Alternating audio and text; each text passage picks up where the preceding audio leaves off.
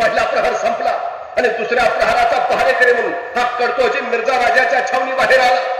मिर्झा राजे आज शांत निद्रिस्त झालेला. आजूबाजूला सगळं शांत, सारे शांत झोपी गेलेले.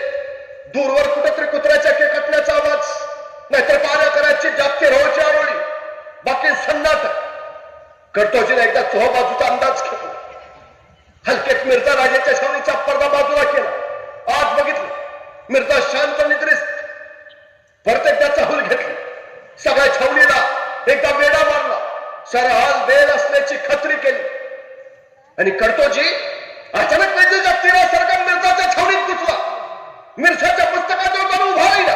बघितलं मात्र आणि संतापला. माझ्या राजाच्या जीवाला घोर लावणाऱ्याला आम्ही बिनगाव सोपवू देत नाही मराठे. बघता बघता कमरेचा खंजीर काढला आणि मिर्झावर चालवला. पण तो बाहेरच्या पुरुषाचा उजेड खंजीरावर पडला. खंजीर चमकला.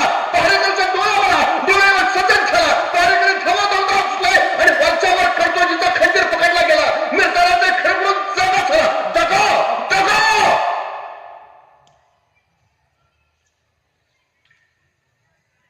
कडतोजी हातातलं खंजीर तसंच मिर्झा राजावर परत उगारून पाहत होता.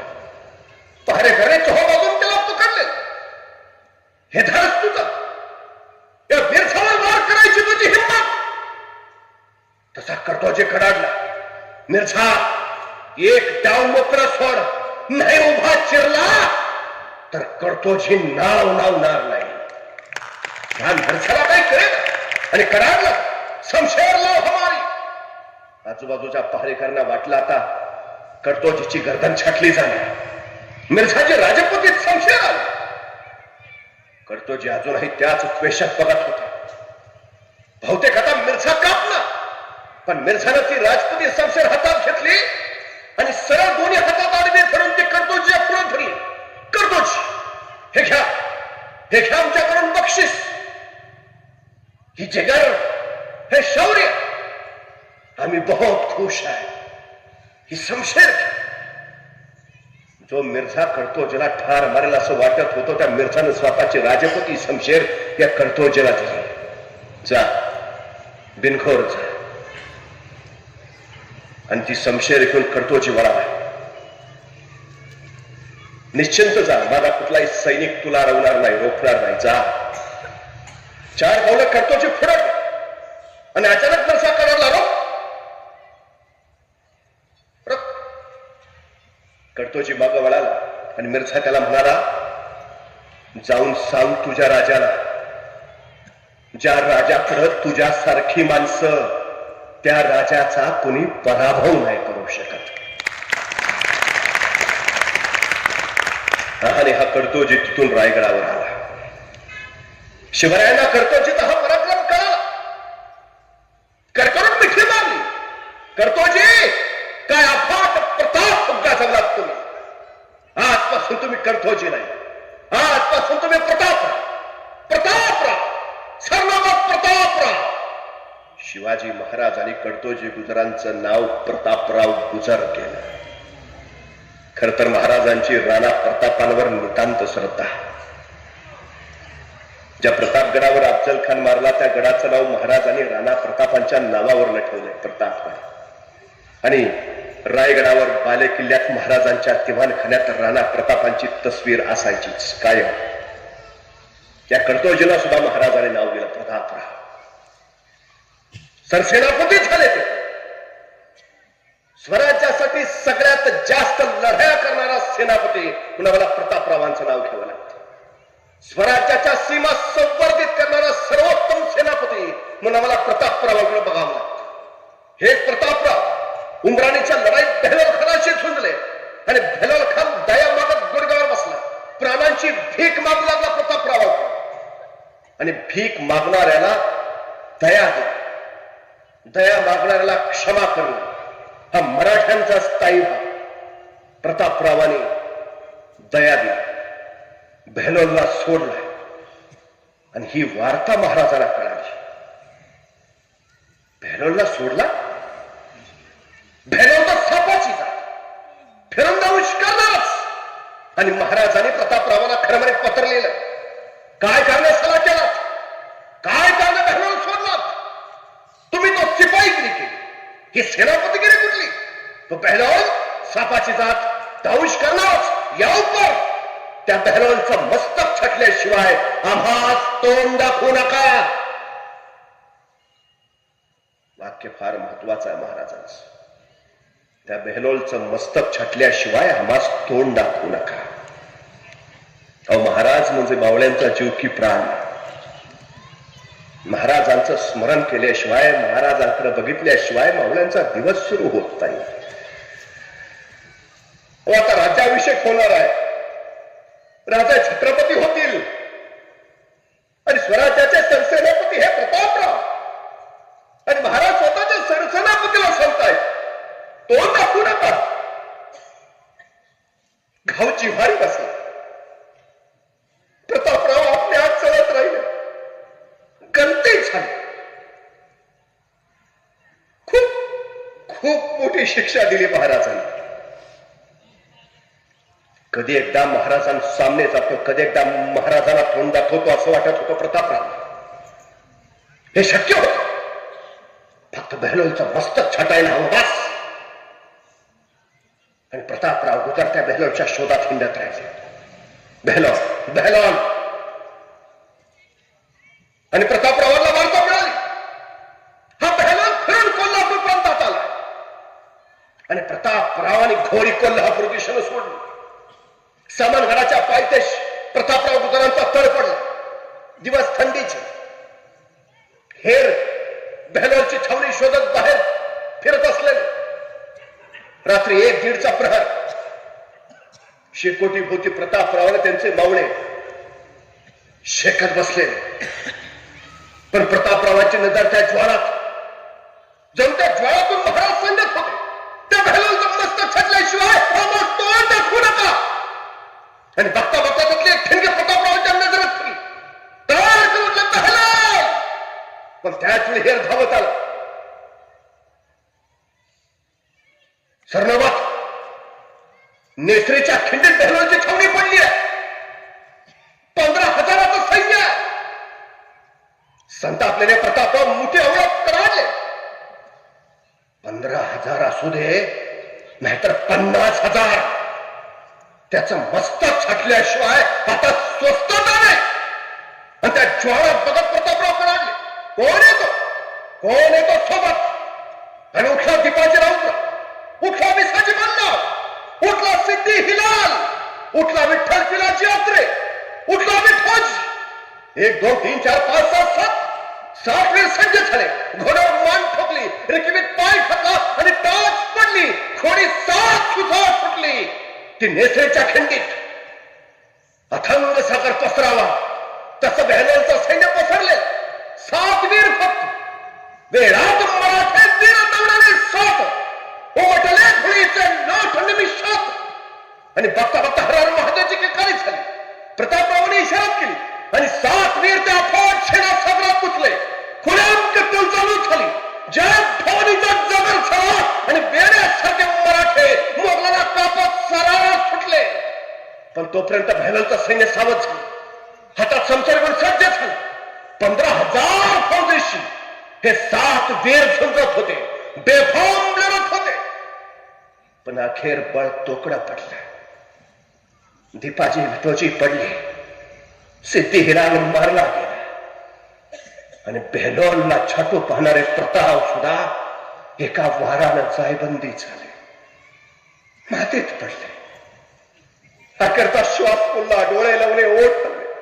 त्या श्वासानं माती उंच उडाली आणि त्या उंच उडाल्या मातीला प्रतापराव सांगू लागले, सांगा माझ्या राजाला हा प्रतापराव गेला पण नुसता मातीत नाही गेला, मातीसाठी गेला. मातीत मरणारे मराठे स्वतःचा तेजोल्लेख लिहित स्वराज्यासाठी स्वतःची जान कुर्बान करत गेले. तो दिवस महाशिवरात्रीचा होता. स्वराज्याच्या शिवासाठी प्रतापरावाने आपल्या जीवाचं प्राणाचं अर्ध्य देऊन टाकलं. शंकराला बेलपत्र व्हावं तसं प्रतापरावाने आपलं आयुष्य स्वराज्याला वाहून टाकलं. तो आजचा झाला 24 फेब्रुवारी 1674. कधी गेलात नेसरीच्या खिंडीत तर जाऊन बघून या. सरसेनापती आणि त्या 7 वीरांची समाधी तिथं आहे. दगडावर दिसतील अजून तेथल्या टाचा, ओढ्यात तरंगे अजून रंग रक्ताचा, उठतील फुलीचे लोट निमिषात, अद्याप कुणी वीरानी वाऱ्यावरती गात, वेडात मराठे वीर दौडले साथ. तिथल्या दगडांवर अजूनही प्रतापरावांच्या घोड्यांच्या टाचा दिसतील. तिथल्या ओढ्यात अजून त्या 7 वीरांच्या रक्ताचा तवंग दिसेल. अजून त्यांच्या घोड्यांच्या टापाने उठलेले धुळीचे लोट आभाळात तुम्हाला दिसतील. आणि त्यांच्या बलिदानाची गाथा संगत अद्याप कुणीतरी तिथे वीराने गात असेल, सांगत असेल. हे वेड होतं देशभक्तीचं, राष्ट्रनिष्ठेचं, शिवरायांच्या प्रती असणाऱ्या अपार भक्तीचं. हे राष्ट्रासाठी वेडे झाले, वेडात मराठे वीर दौडले साथ. झपाटले पण अंगी येतं त्यावेळी इतिहास घडतो. वेडी माणसंच इतिहास घडवतात आणि शहाणी ती इतिहास वाचतात. इतिहास घडवायचा असेल तर वेड व्हावं लागेल. मग कुठल्याही क्षेत्रात काम करत असाल असं झपाटून काम करा की त्या क्षेत्रातलं तुम्हाला शिवाजी बनता आलं पाहिजे. या शिवजयंतीच्या दिवशी बस ती मनाशी फुलगार बांधूया आणि कामाला लागूया. मी सरांना विनंती करतो की सरांनी मंचावर यायचं आणि विद्यार्थ्यांना मार्गदर्शन करावं.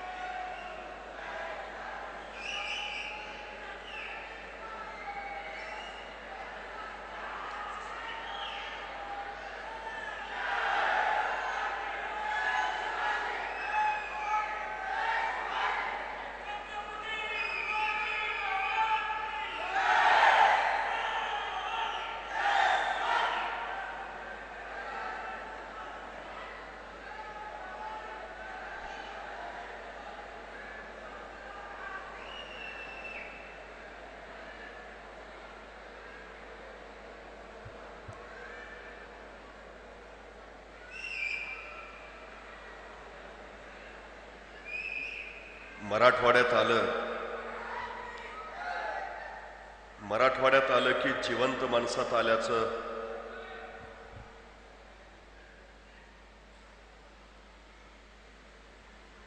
मी नेहमी सांगतो. किल्ले सगळे आमच्या भागात आहेत आणि मावळे सगळे तुमच्या भागात आहेत.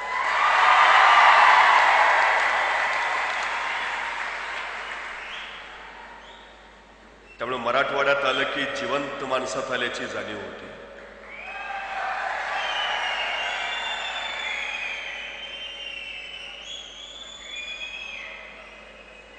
देश स्वतंत्र झाला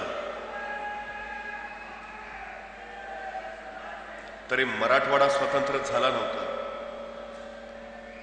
देशाला 1947 साली स्वातंत्र्य मिळालं आणि मराठवाड्याला स्वातंत्र्य मिळायला 1948 साल उजडावं लागलं. भोगलेलं, सोसलेलं हे सारं उरात साठवलेलं आणि सातत्यानं संघर्ष करत राहणारं मन मराठवाड्याला लागलंय. संघर्ष हा त्यांच्या जीवनाचा सगळ्यात मोठा भाग आहे. त्यामुळे या संघर्षातून उभा राहिलेली माणसं ज्यावेळी अशी समोर येतात त्यावेळी त्यांच्या यशाला जाणीवपूर्वक सलाम करावा लागतो.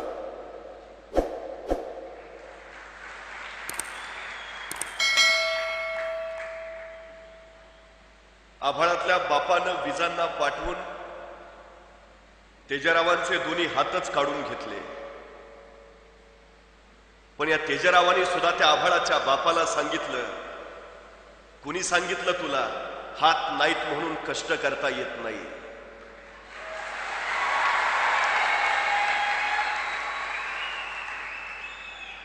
उरात जिद्द असली की पुष्कळ झालं, उरात इच्छाशक्ती झाली की बलाढ्य झालं, अंगात रग असली आणि उरात जिगर असली की भलं भलंच झालं. या माणसाच्या नावातच तेज आहे. साक्षात विजेचं तेज सुद्धा तेजरावांचं तेज काढून घेऊ शकलं नाही. ही सगळ्यात मोठी वस्तुस्थिती आहे.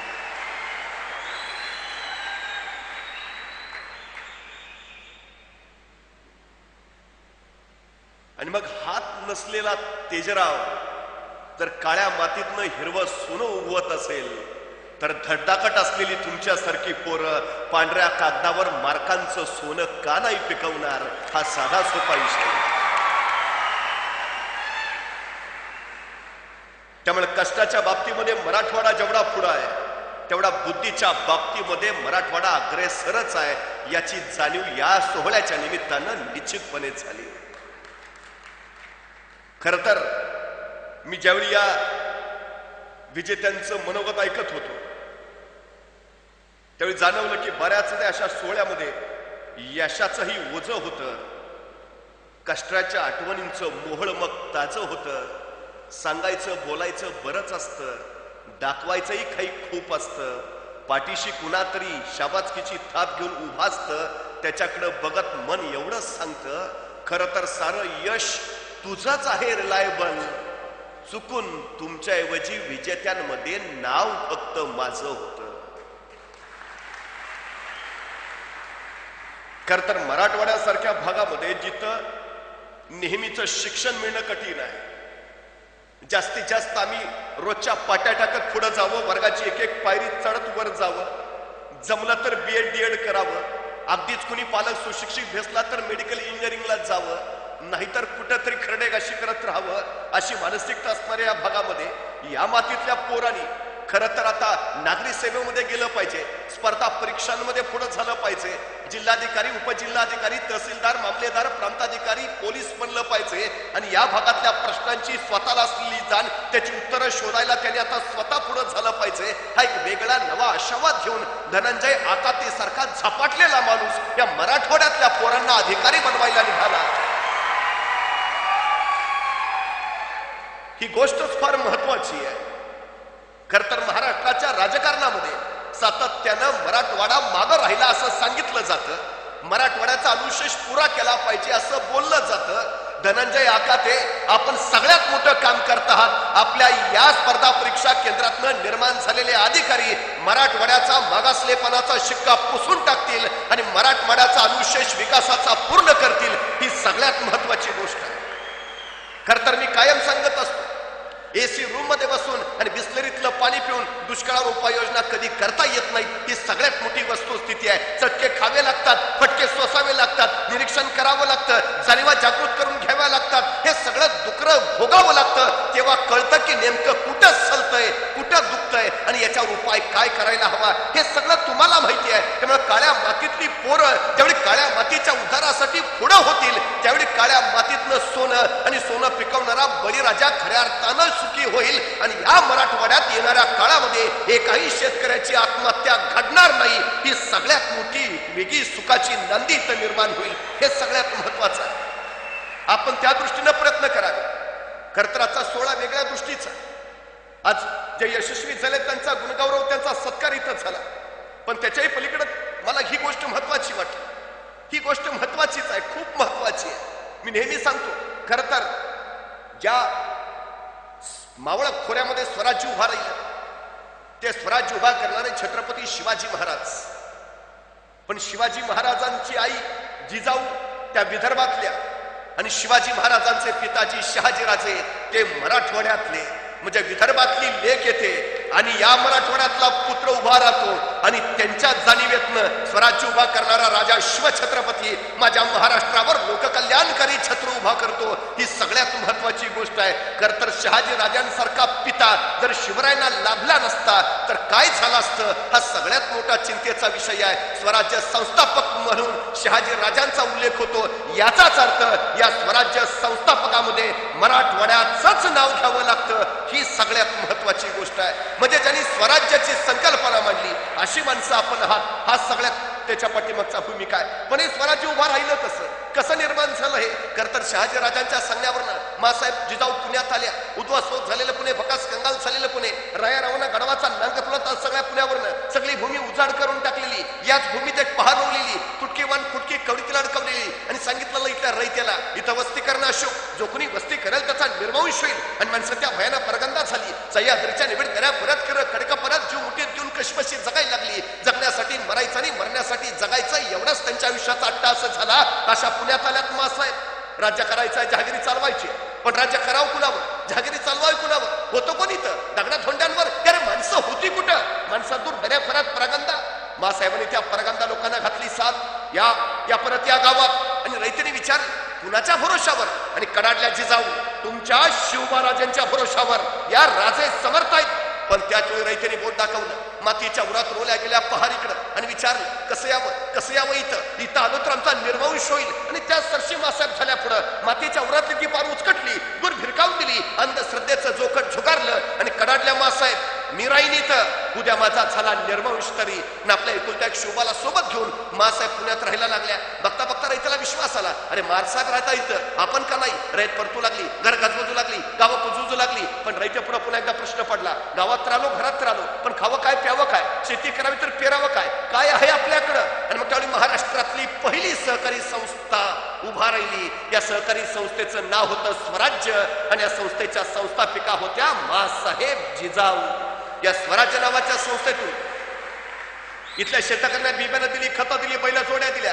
बघता बघता शेतकरी रानात गेला, पेरणी झाली, मोत्यासारख्या दाण्याची कणसं लगडू लागली. शेतकरी आनंदित झाला, कष्टाला फळ आलं. पण त्यात काळजात कल्लोळ उडाला. आजूबाजूच्या दऱ्याखोऱ्यातली रानगव्यासारखी जनावरं उभ्या पिकात हैदोस घालायची, सगळं पीक पायाखाली तुडवायची, उभं रान स्तनाभूत करायची. डोळ्यात देखत उभं पीक वाया जाताना दिसू लागलं. शेतकरी हवालदिल झाला, धावत धावत मासाहेबांकडे गेला. सांगता झाला, मासाहेब पेरणी तर झाली, पिकं तर आली, मोत्यासारख्या दाण्याची कणसई लगडली, पण मासाहेब जनावर उच्छाद मांडत्यात, उभ्या पिकात हैदोस घालत्यात, सगळं पीक नाशिवत्यात, काहीतरी करा मासाहेब. मासाहेबांना कळून चुकलं.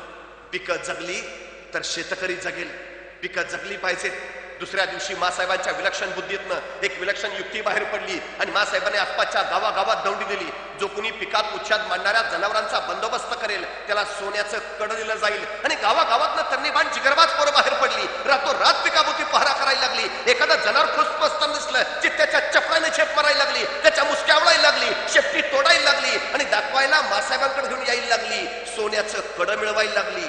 एकाच दगडात दोन पक्षी मारले मासाहेबांनी. एक जनावरापासून पिकाचं संरक्षण झालं आणि दोन स्वराज्यासाठी आवश्यक असणारी जिगरबाज मावळ्यांची मांदियाळी आपोआप गोळा झाली.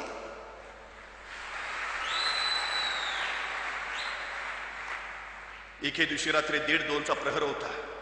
लाल महाल संत शांत निद्रिस्त झालेला. अचानक बाहेर 5-6 पोरांचा गळका ऐकू आला. तसा पहारेकरी धावत धावत पुढे झाला. 5-6 तरणीबाण पोरं, एका पोराच्या खांद्यावर भलमोठं रानगाव्याचं धूड. पहारेकरने विचारलं, काय र? तसं एक तरणबाण पोरग म्हणाल, मासाहेबांनी भेटायचं आहे.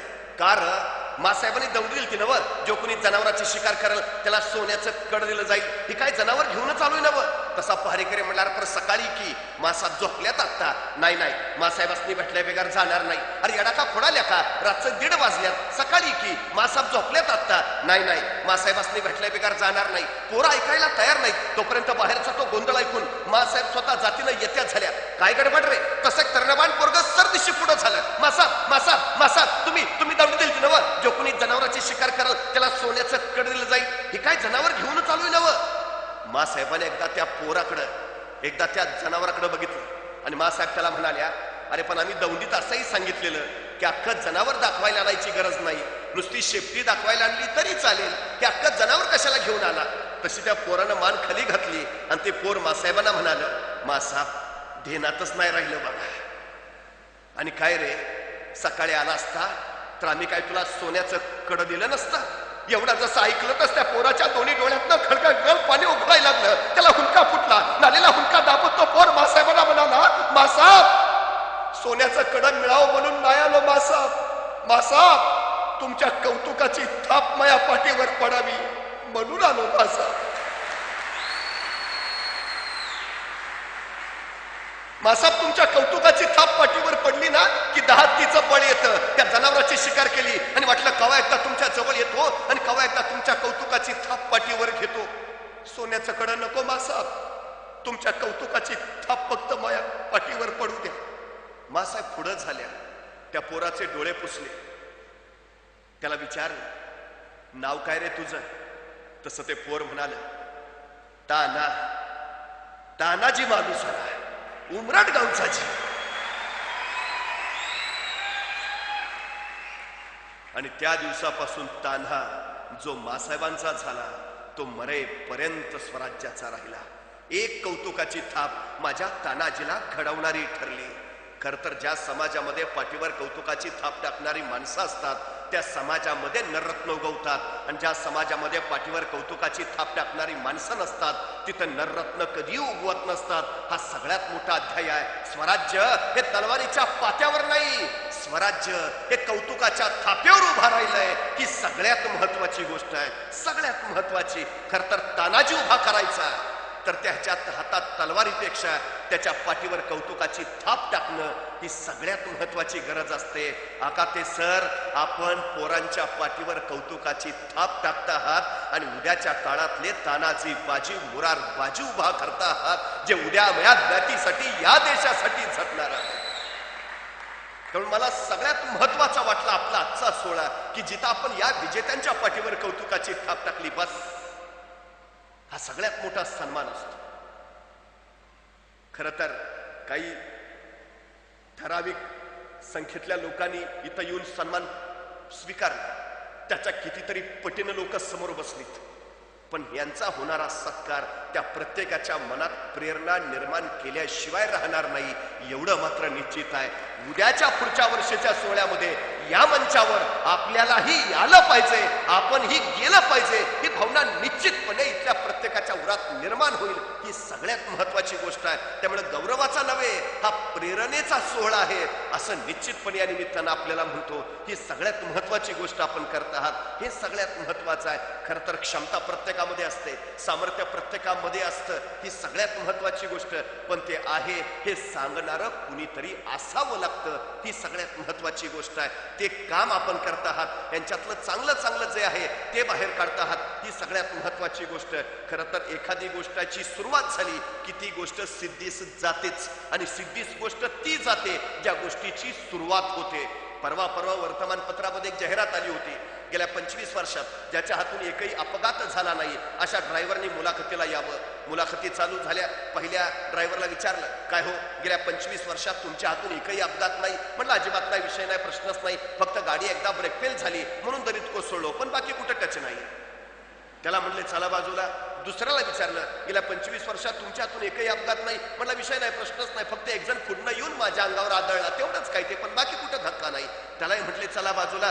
तिसऱ्याला विचारलं, गेल्या 25 वर्षात तुमच्या हातून एकही अपघात नाही. तुम्हाला अजिबात नाही, विषय नाही, प्रश्नच नाही, साक्षी पुरावे कागदपत्र सारं तपासलं. या माणसाच्या हातून गेल्या 25 वर्षात एकही अपघात नाही. त्या मुलाखत घेणाऱ्याला आश्चर्य वाटलं. त्यानं न राहून विचारलं, गेल्या 25 वर्षात तुमच्या हातून एकही अपघात नाही, तुमच्या या यशाचं रहस्य काय? त्यावेळी समोरचा ड्रायव्हर शांतपणे म्हणाला, गेल्या 25 वर्षापूर्वी माझी गाडी जी मी एकदा गॅरेजला लावली, परत बाहेरच नाही काढली.